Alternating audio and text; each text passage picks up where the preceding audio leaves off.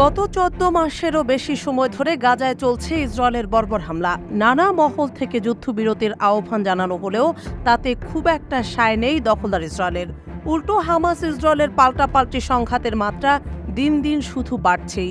সম্প্রতি ফিলিস্তিনের অবরুদ্ধ গাজা উপত্যকায় ইসলামী প্রতিরোধ আন্দোলন হামাস যোদ্ধাদের হামলায় জায়নবাদী ইসরায়েলের আরও ৫ সেনা নিহত হয়েছে। ২১ ডিসেম্বর শনিবার হামাস যোদ্ধারা পয়েন্ট ব্ল্যাঙ্ক রেঞ্জ থেকে এসব দখলদার সেনাদের হত্যা করেছে বলে জানিয়েছে ইসরায়েলি সামরিক বাহিনী।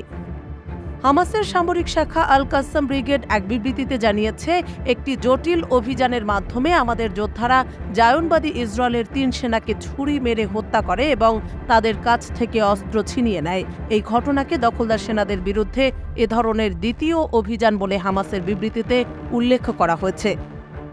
এতে আরও বলা হয়েছে, এই অভিযানের পর হামাস যোদ্ধারা একটি ভবনের ভেতরে কয়েকজন দখলদার পদাতিক সেনাকে ঘেরাও করে। সেখানে হামাসের হামলায় অন্তত ২ সেনা নিহত হয়। জাবালিয়া শরণার্থী শিবিরের আরেকটি জায়গায়ও ইসরায়েলি সেনাদের সাথে হামাস যোদ্ধাদের সংঘর্ষ হয়েছে। এদিকে শনিবার দখলদার ইসরায়েলের পররাষ্ট্র মন্ত্রণালয় খ্রিস্টানদের ধর্মগুরু পোপ ফ্রান্সিসের মন্তব্যের বিষয়ে নির্লজ্জ প্রতিক্রিয়া জানিয়েছে। মন্ত্রণালয় এক বিবৃতিতে বলেছে, পোপের মন্তব্য বিশেষভাবে হতাশাজনক, কারণ তারা জিহাদি সন্ত্রাসবাদের বিরুদ্ধে ইসরায়েলের লড়াইয়ের সত্য এবং বাস্তব প্রেক্ষাপট থেকে বিচ্ছিন্ন। চলমান সংঘাতকে ইসরায়েলের পররাষ্ট্র মন্ত্রণালয় একটি বহুমুখী যুদ্ধ বলে উল্লেখ করেছে। ইসরায়েল এই দাবি করলেও বাস্তবতা হচ্ছে, গত প্রায় ১৫ মাসে ইসরায়েলের আগ্রাসনে অবরুদ্ধ গাজা উপত্যকায় ৪৫,২০০ ফিলিস্তিনি শহীদ হয়েছেন, যার বেশিরভাগই নারী ও শিশু। পোপ ফ্রান্সিস নিজেও ইসরায়েলের চলমান আগ্রাসনকে নিষ্ঠুর হামলা বলে উল্লেখ করেছেন। এছাড়াও বিশ্বের যুদ্ধবিরোধী শক্তি ইসরায়েলের বর্বরতার জোর নিন্দা করেছে। অন্যদিকে ফিলিস্তিনি এক কর্মকর্তার দাবি, গাজায় যুদ্ধবিরতি আলোচনা প্রায় শেষের পথে। যুদ্ধবিরতি ইস্যুতে এরই মধ্যে ৯০% আলোচনা সম্পন্ন হয়েছে, তবে মূল বিষয়গুলো এখনও আলোচনার টেবিলেই রয়েছে বলে জানিয়েছেন ফিলিস্তিনের এক জ্যেষ্ঠ কর্মকর্তা।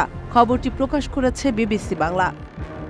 এর মধ্যে অন্যতম বিষয় হল ফিলাডেলফি করিডোরে ইসরায়েলি সামরিক উপস্থিতি অব্যাহত রাখা।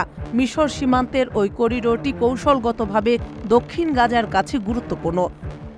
বিবিসি জানিয়েছে, দোহায় অনুষ্ঠিত আলোচনার বিশদ বিবরণ সংবাদ মাধ্যমটির কাছে তুলে ধরেছেন ওই ফিলিস্তিনি কর্মকর্তা। এর মধ্যে রয়েছে গাজার সঙ্গে ইসরায়েল সীমান্তের দৈর্ঘ্য বরাবর কয়েক কিলোমিটার প্রশস্ত সম্ভাব্য একটি বাফার জোনের প্রস্তাবও। ওই এলাকায় ইসরায়েলের সামরিক উপস্থিতি বজায় থাকবে বলেও জানান ওই কর্মকর্তা। এসব বিষয়ে ঐক্যমত্যে পৌঁছালে কয়েকদিনের মধ্যেই ৩ ধাপের যুদ্ধবিরতি আলোর মুখ দেখতে পারে।